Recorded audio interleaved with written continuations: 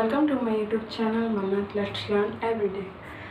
तो जैसा कि हम यूपी SSC पैट का जो सिलेबस है उसको अलग अलग डिवाइड करके जो जैसा कि हमारा उसमें सिलेबस दिया गया है वही हम कवर कर रहे हैं।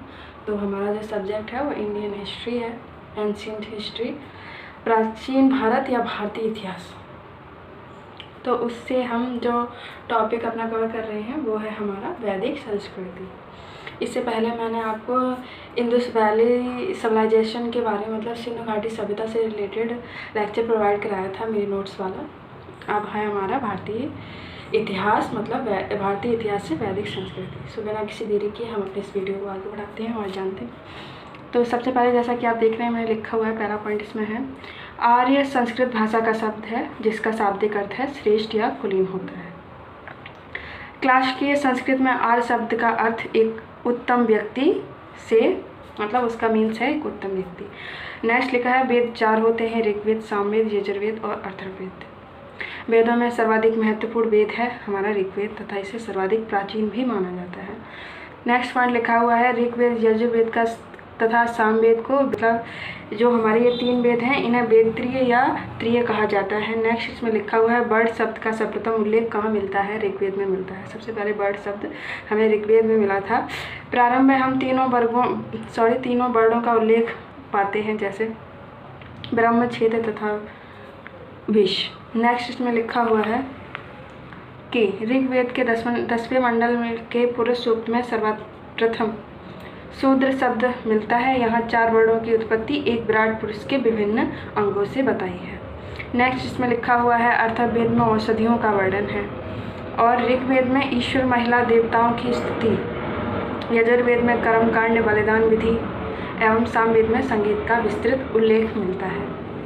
इसी में नेक्स्ट लिखा है कि ऋग्वेद में श्रोत एवं प्रार्थनाएं हैं जिसमें कुल 1028 सूक्त हैं। ऋग्वेद में कुल 10 मंडल हैं और ऋग्वेद की दूसरे से 7वें मंडल की रचना सबसे प्राचीन है। क्वेश्चन ऐसे आएगा ऋग्वेद की सबसे प्राचीन मंडल बताइए, तो वो दूसरा और 7वां है यानी कि 2nd and 7th मंडल है। इसका पहला और 10वां मंडल नवीनतम है। ऋग्वेद का नवीनतम मंडल तो पहला और 10वां है। इसी में नेक्स्ट लिखा हुआ है कि ऋग्वेद के 9वें मंडल के 114 सूक्त सोम को समर्पित हैं। इनमें 1200 मंत्र ऋग्वेद से लिए गए हैं। इसमें तंत्र मंत्र एवं वशीकरण के संदर्भ में साक्ष्य हैं। इसी में नेक्स्ट लिखा हुआ है कि यजुर्वेद के 2 भाग हैं, शुक्ल यजुर्वेद जो केवल पद में है तथा कृष्ण यजुर्वेद जो कि गद्य और पद दोनों में है। इसी में हमारा नेक्स्ट है कि शुक्ल यजुर्वेद को वाजसेनीय संहिता भी कहा जाता है। यजुर्वेद का अंतिम भाग ईशोपनिषद है जिसका संबंध इसका याज्ञिक अनुष्ठान से न होकर आध्यात्मिक चिंतन से है। इसी में नेक्स्ट लिखा है कि सामवेद में कुल 1875 रचनाएं हैं, 1875 रचनाएं हैं जिसमें 75 जबकि कुछ विद्वानों के अनुसार 99 को छोड़कर शेष सभी ऋग्वेद में उपलब्ध हैं। सामवेद की 3 मुख्य विशेषताएं क्या हैं? तो कौथुम, ये है नेक्स्ट है रानायनी, नेक्स्ट है पहला है कौथुम, नेक्स्ट रानायनी तथा थर्ड इज जैमिनी। नेक्स्ट इसमें लिखा हुआ है उपनिषद दर्शन पर आधारित पुस्तकें हैं। उपनिषद को ही वेदांत भी कहा जाता है। उपनिषद में प्रथम बार मोक्ष की चर्चा मिलती है। क्या मोक्ष की चर्चा उपनिषद या वेदांत में सबसे पहले मोक्ष की चर्चा मिलती है प्रथम बार। कठोपनिषद में यम और नचिकेता का संवाद उल्लिखित है। इसी में नेक्स्ट लिखा हुआ है उपनिषदों में कुछ क्षत्रिय राजाओं के उल्लेख प्राप्त होते हैं। किनके? क्षत्रिय राजाओं के। विदेह के राजा जनक, पांचाल के राजा प्रवाहट, जावली केक के राजा अशुपति और काशी के राजा अजातशत्रु प्रमुख थे। इसी में नेक्स्ट लिखा हुआ है कि वैदिक संहिताओं का सही क्रम बताइए। तो वैदिक संहिताएं, फिर ब्राह्मण, नेक्स्ट आरण्यक और नेक्स्ट लिखा है उपनिषद। इसी में नेक्स्ट सिंधु नदी का ऋग्वेद काल में सर्वाधिक महत्व था, इसी कारण इसका उल्लेख ऋग्वेद में सर्वाधिक हुआ है। किसका? सिंधु नदी का।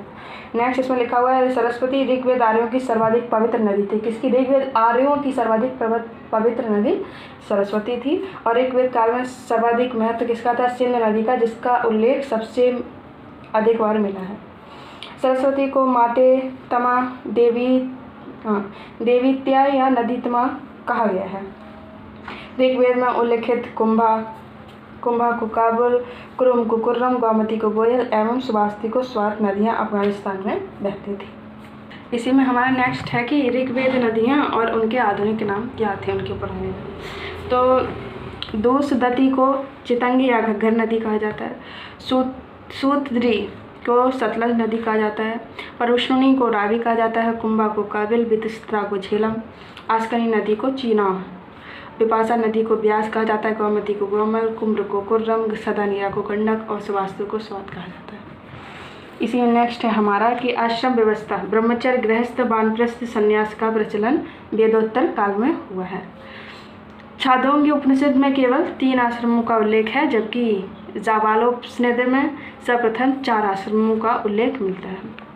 वरुण देवता का वैदिक सभ्यता में नैतिक व्यवस्था का प्रधान माना जाता है कि ना, वरुण देवता को वैदिक सभ्यता में नैतिक व्यवस्था का प्रधान माना जाता है।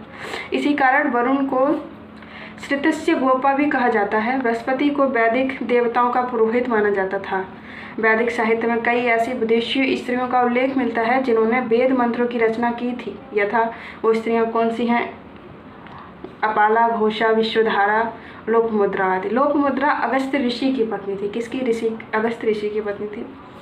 इसी में नेक्स्ट है कि वैदिक काल में सोने के जो हार होते थे उनको निष्क कहा जाता था। क्या? निष्क। ये आधा सा बना हुआ है, यहाँ पे दिख रहा होगा, निष्क कहा जाता था।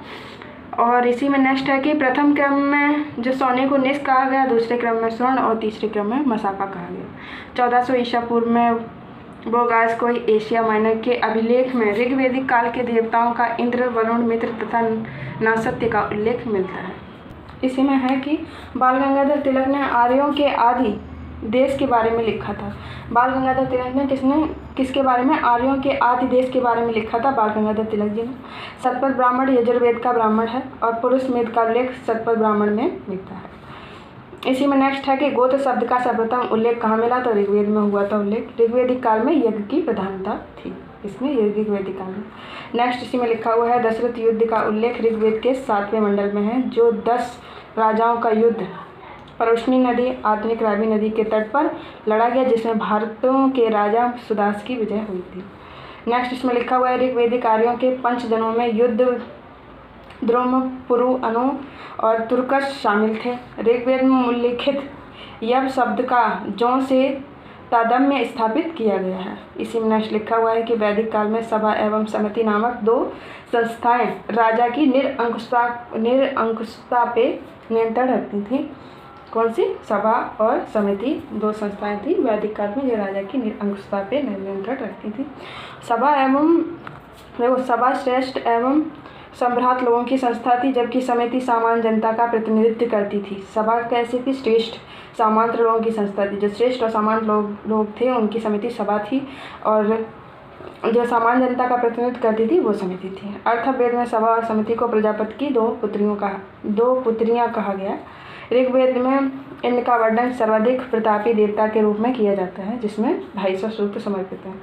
और ऋग्वेद में सेकंड नंबर पे अग्नि को 200 सूक्त समर्पित हैं। दूसरा सर्वाधिक महत्वपूर्ण देवता इस काल का अग्निदेव को माना गया है। और तीसरा स्थान वरुण का है, जो समुद्र का देवता एवं मृत का नियामक माना जाता है।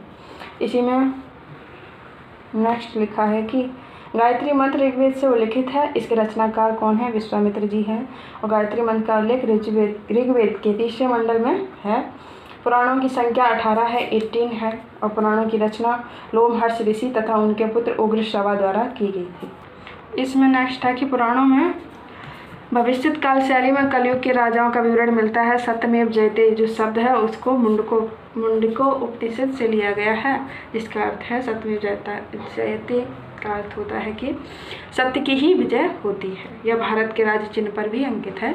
नेक्स्ट लिखा हुआ है ऐत्रेय तथा कौशितकी ऋग्वेद के 2 ब्राह्मण ग्रंथ हैं। वैदिक काल में गाय को अघन्या न मारे जाने योग्य कहा जाता है। अब इसमें हमारा नेक्स्ट आगे आने वाला चैप्टर होगा बौद्ध धर्म, गौतम बुद्ध की जीवनी एवं शिक्षा। सो आई होप गाइस ये नोट्स आपके काम आए और आपको परीक्षा में अच्छे नंबर लाने का मौका मिले। ये सारे नोट्स एज इट इज़ जैसा कि हमारे जिस टॉपिक से पूछे गए हैं और जिससे इंपॉर्टेंट चीज़ें बन सकती हैं वहीं से मैंने लिए हैं। आई होप आपको ये वीडियो पसंद आया हो। Thank you so much guys for watching this video.